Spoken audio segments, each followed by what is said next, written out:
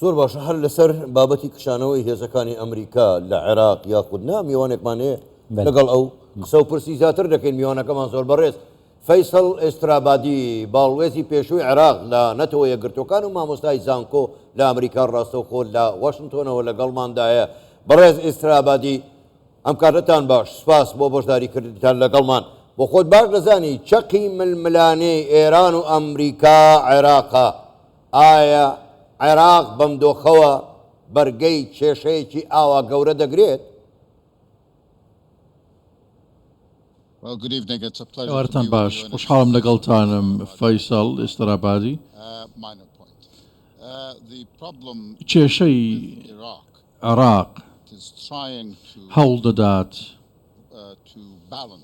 جۆرە هاوسەنجیەک دروست بکات لە نێوان ئەمریکا و ئێران.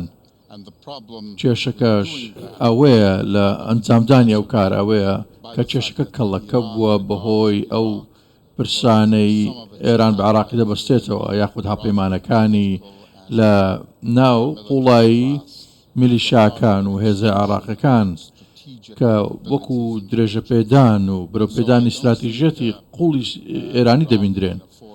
پێمان وان نییە کە عێراق بتوانێت لایەنێک هەڵبژێرێت لەو دوو نێوانە، بەڵام ئەو چین و توێژێکە سەرکرداتی دەکات دانەوێت دەبێت بەرژەوەندەکانی عێراق لە بەرچاو بگرن. ئەویش ئەوەیە ناکرێت کاریگەری بلانی بەرامبەرکەم کاتەوە. ئەوەی پێوەستیشە بە سیاسەتی عێراق ئەوەیە کە دەبینین ئێستا ڕاهێنراوی ئەمریکی هەن، هەروەها هێز سەربازەکانیش ئەوانەی کە هێزی بریکاری ئێرانن هەڕەشەن بۆ سەر ئەو هێزانە. ئەمە دژی سیاسەتی حکوومەتی ئەمریکا، حکوومەتی عێراقە. حکوومەتی عێراق ئێستا ئاماژە بۆ دەکات کە ڕێگە بەو جۆرە هەراسانکاری نادا کە دژی سیاسەتی دەوڵەتە. یان گۆر باوەریاوە بەرژەوەندیە عێراق پاراستنا سەروەریە عێراقی پێویستی بە ئالیکاریە ئەمریکا حیزین ئەمریکا هەیە یان ژی دەرکەتنە ئەمریکا؟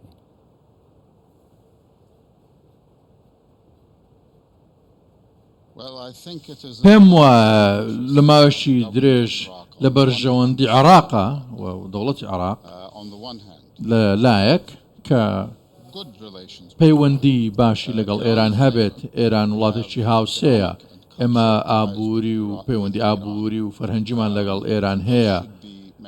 ئەو جۆرە پەیوەندیانە پێویستە برەویان پێ بدرێت، بەڵام سەرڕای ئەوەش لە بەرژەوەندی عێراقە بە بۆچوونی من کە پەیوەندی استراتیژی لەگەڵ ویلایەتە یەکگرتووەکانی ئەمریکا هەبێت. لە کۆتاییدا ویلایەتە یەکگرتووەکانی ئەمریکا هێزێکی مەزنە، تەنانەت ئەگەر وڵاتانی وەکو چین کە دەبنە هۆی بەرهەڵستی ئەمریکا لە تەواوی جیهان یاخود ڕۆڵی ئەمریکا لە تەواوی جیهان، بەڵام سەرڕای ئەوەش ئەمریکا هێزێکی مەزنە.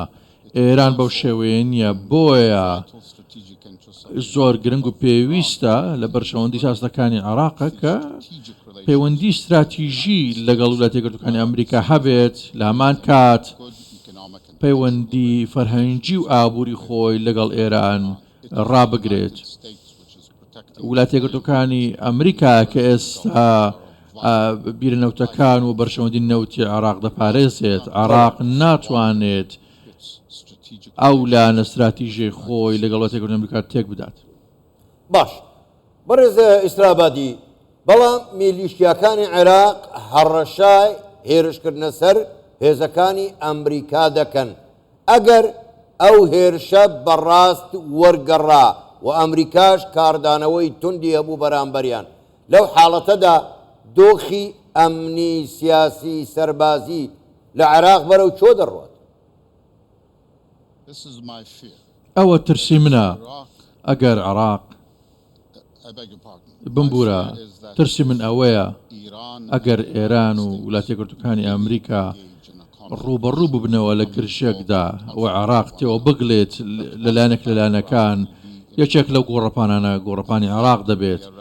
ئەمە دەبێت هۆی دروستکردنی گرژێکی زیاتر بۆ عێراق ناوچەکە. بێجگەلەوەش وڵاتە یەکگرتووەکانی ئەمریکا بە هەموو شوێک بەرگری لە خۆی دەکات ئەگەر لە عێراقەوە بکرێتە ئامان چ لەلایەن ئێرانەوە بکرێتە ئامانج دوای کوشتنی سولەیمانی و بۆ پاساوە یاخود لەلایەن ئەو میلیشیانەی کە بە بریکاری ئێران لەقەم دەدرێن لە عێراق بە بۆچوونی من ئەگەر میلیشیا ئێرانی خوازەکان هێرش بکەنە سەر هێزە ئەمریکیەکان لە ناو عێراق هێزە ئەمریکیەکان کە لە عێراقن لەسەر خواستی حکوومەتی عێراق ماونەتەوە حکوومەتی عێراق و وڵاتی یەکگرتووەکانی ئەمریکا پێویستە کاردانەوەیان هەبێت کە ئەو کاردانە ئەو هێرشانە بوەستێنرێن کاردانەوە دەبێت بەهێزەوە بێت بله برز استرابادی نها يعني قالك شروفا كار بحسابي اكيد مثلا بنكين امريكي قالك مصن لتركيا هنا لقطر هنا بولاتين كان دافيد هنا لدردورا عراقي حموكي تبا ياروج لاتانا بين هنا او يعني حبونا امريكا البر نابي ما ترسيل سروريا ولاتان جبوي باراس ناوان دبي اليكار شمال بو عراقي ببي ما ترسي تشاوادنا نرقين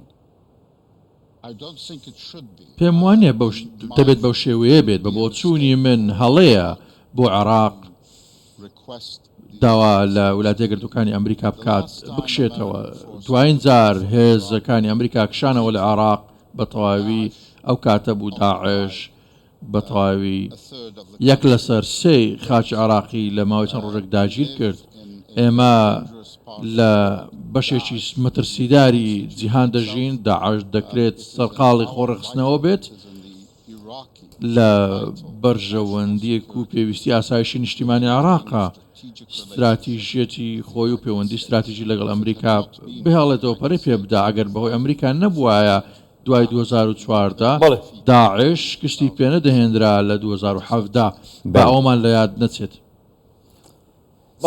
زۆر بەڕێز فەیسەل ئێسترابادی باڵوێزی پێشۆی عێراق لە نەتەوە یەکگرتوەکان و مامۆستای زانکۆ لە ئەمریکا ڕاستەوخۆ لە واشنگتۆنەوە لەگەڵمان بووی سوپاس بوویەوە کاتێکی خۆش.